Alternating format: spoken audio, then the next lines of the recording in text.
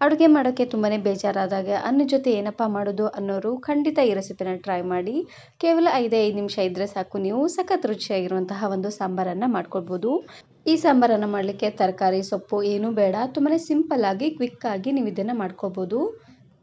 ಅನ್ನದ ಜೊತೆ ಅಂತೂ ತುಂಬಾ ರುಚಿಯಾಗಿರುತ್ತೆ ಅಂತಲೇ ಹೇಳ್ಬೋದು. ಹಾಗಾದರೆ ಬನ್ನಿ ತಡ ಮಾಡದೆ ರೆಸಿಪಿನ ಶುರು ಮಾಡೋಣ. ಇದನ್ನು ಮಾಡಲಿಕ್ಕೆ ಮೊದಲು ನಾನಿಲ್ಲಿ ಒಂದು ಮಸಾಲೆನ ರುಬ್ಕೊಳ್ತಾ ಇದ್ದೀನಿ. ಇದಕ್ಕೆ ಹಾಕ್ಕೊಳ್ಳಿಕ್ಕೆ ಅಂತ ನಾನಿಲ್ಲಿ 1 ಸ್ಪೂನ್ ಆಗುವಷ್ಟು ಜೀರಿಗೆ, 2 ಗಡ್ಡೆ ಆಗುವಷ್ಟು ಬೆಳ್ಳುಳ್ಳಿ, ಹಾಗೆಯೇ ಖಾರವಾಗಿರುವಂತಹ 2 ಹಸಿರು ಮೆಣಸಿನಕಾಯಿ, 1 ಟೊಮೆಟೊ, ಇದ್ರ ಜೊತೆಗೆ ಸ್ವಲ್ಪ ಕೊತ್ತಂಬರಿ ಸೊಪ್ಪು, 1 ಚಮಚ ಆಗುವಷ್ಟು ಕಾಳು ಮೆಣಸನ್ನು ಹಾಕ್ಕೊಳ್ತಾ ಇದ್ದೀನಿ. ಇವೆಲ್ಲವನ್ನು ಇವಾಗ ಮಿಕ್ಸಿ ಜಾರಿಗೆ ಹಾಕ್ಕೊಂಡು ಪೂರ್ತಿ ನುಣ್ಣದಾಗೆ ಇದನ್ನು ಗ್ರೈಂಡ್ ಮಾಡ್ಕೊಂಡು ತಗೊಳ್ಬೇಕು. ನಾನಿಲ್ಲಿ ಒಂದು ಹೊತ್ತಿಗೆ ಇಬ್ಬರಿಗಾಗುವಷ್ಟು ಮಾಡಿ ತೋರಿಸ್ತಾ ಇದ್ದೀನಿ. ಹಾಗಾಗಿ ಇಷ್ಟು ಮಸಾಲೆಗಳನ್ನು ಹಾಕ್ಕೊಂಡಿದ್ದೀನಿ. ನೀವು ಸ್ವಲ್ಪ ಜಾಸ್ತಿ ಜನಕ್ಕೆ ಮಾಡ್ಕೊಳ್ಳೋ ಹಾಗಿದ್ದರೆ ಎಲ್ಲವನ್ನು ಸ್ವಲ್ಪ ಜಾಸ್ತಿ ಅನ್ನೋಂಗೆ ಹಾಕ್ಕೊಂಡು ರುಬ್ಕೊಳ್ಳಿ.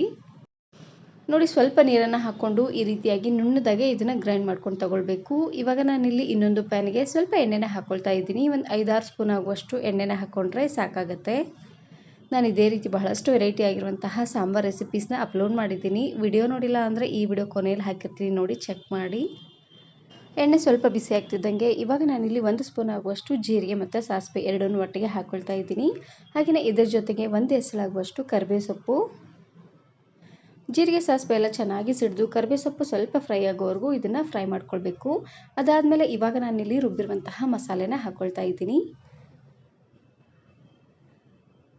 ಮೊದಲು ಮಸಾಲೆನ ಎಣ್ಣೆಲೆ ಹಾಕ್ಕೊಂಡು ಸ್ವಲ್ಪ ಇದನ್ನು ಬಾಡಿಸ್ಕೊಳ್ಬೇಕು. ಯಾಕಂದರೆ ಇದರಲ್ಲಿರುವಂಥ ಹಸಿ ವಾಸನೆ ಎಲ್ಲ ಹೋಗಬೇಕು ನೋಡಿ. ಹಾಗಾಗಿ ಸ್ವಲ್ಪ ಹೊತ್ತು ಇದನ್ನು ಬಾಡಿಸ್ಕೊಂಡು ಚೆನ್ನಾಗಿ ಇದನ್ನು ಕುದಿಲಿಕ್ಕೆ ಬಿಡಬೇಕು. ಕುದಿ ಬಂದಾದಮೇಲೆ ಇವಾಗ ನಾನಿಲ್ಲಿ ಸ್ವಲ್ಪ ಹುಣಸೆಹಣ್ಣಿನ ರಸನ ಹಾಕ್ಕೊಳ್ತಾ ಇದ್ದೀನಿ. ನೋಡಿ, ಈ ರೀತಿಯಾಗಿ ಚೆನ್ನಾಗಿದು ಕುದ್ದಾದ್ಮೇಲೆ ಹಾಕ್ಕೊಳ್ಬೇಕು. ಯಾಕಂದರೆ ಎಲ್ಲವನ್ನು ಹಸಿದೇ ಹಾಕ್ಕೊಂಡಿದ್ದೀವಿ ನೋಡಿ. ಹಾಗಾಗಿ ಅದರಲ್ಲಿರುವಂಥ ಹಸಿ ವಾಸನೆ ಎಲ್ಲ ಹೋದ್ಮೇಲೆ ಇವಾಗ ನಾನಿಲ್ಲಿ ಹುಣಸೆಹಣ್ಣಿನ ರಸನ ಹಾಕ್ಕೊಳ್ತಾ ಇದ್ದೀನಿ. ಸ್ವಲ್ಪ ಹುಣಸೆ ಹಣ್ಣನ್ನು ಸ್ವಲ್ಪ ಹೊತ್ತು ನೆನೆಸಿ ಅದಾದಮೇಲೆ ಚೆನ್ನಾಗಿ ಇದನ್ನು ಕಿವುಚಿ ಹಾಕ್ಕೊಳ್ಳಿ, ಚೆನ್ನಾಗಿರುತ್ತೆ ಹುಳಿ ಹುಳಿಯಾಗಿ.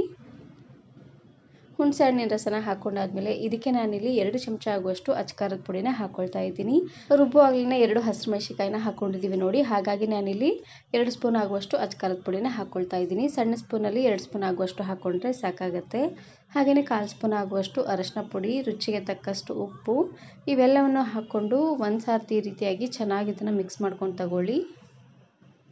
ಈ ರೀತಿಯಾಗಿ ಚೆನ್ನಾಗಿ ಇದನ್ನು ಮಿಕ್ಸ್ ಮಾಡಿಕೊಂಡು ಸಾಂಬಾರಿಗೆ ಎಷ್ಟು ನೀರು ಬೇಕು ನೋಡಿಕೊಂಡು ಅಷ್ಟು ನೀರನ್ನು ಹಾಕ್ಕೊಳ್ಬೋದು.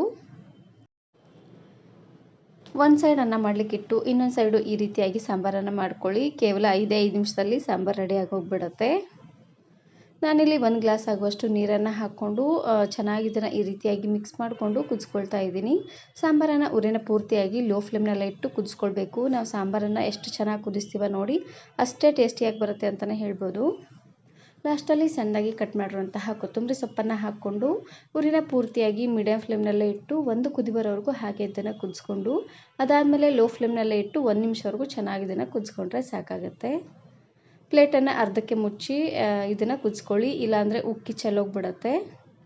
ಇವಾಗ ನೋಡ್ತಾ ಇರ್ಬೋದು ಚೆನ್ನಾಗಿ ಕುದಿ ಬರ್ತಾ ಇದೆ. ಕುದಿ ಬರೋವಂಥ ಟೈಮಲ್ಲಿ ಒಂದು ಸಾರ್ತಿ ಈ ರೀತಿಯಾಗಿ ಚೆನ್ನಾಗಿ ಇದನ್ನು ಮಿಕ್ಸ್ ಮಾಡಿಕೊಂಡು ರುಚಿ ನೋಡಿ ಉಪ್ಪು ಏನಾದರೂ ಕಡಿಮೆ ಅಂತ ಅನಿಸಿದ್ರೆ ಇನ್ನು ಸ್ವಲ್ಪ ಉಪ್ಪನ್ನು ಹಾಕ್ಕೊಳ್ಳಿ.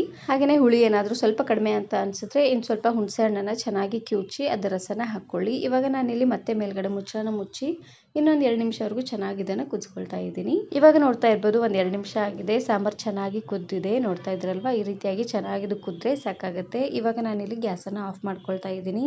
ಒಂದು ಸಾರ್ತಿ ಈ ರೀತಿಯಾಗಿ ಸಾಂಬಾರನ್ನು ಮಾಡ್ಕೊಳ್ಳಿ, ಸಖತ್ ರುಚಿಯಾಗಿರುತ್ತೆ. ಈ ವಿಡಿಯೋ ಇಷ್ಟ ಆದರೆ ಈಗಲೇ ಒಂದು ಲೈಕ್ ಬಟನನ್ನು ಕ್ಲಿಕ್ ಮಾಡಿ ಫ್ರೆಂಡ್ಸ್ ಆ್ಯಂಡ್ ಫ್ಯಾಮಿಲಿ ಜೊತೆಗೆ ಶೇರ್ ಮಾಡಿ. Thanks for watching.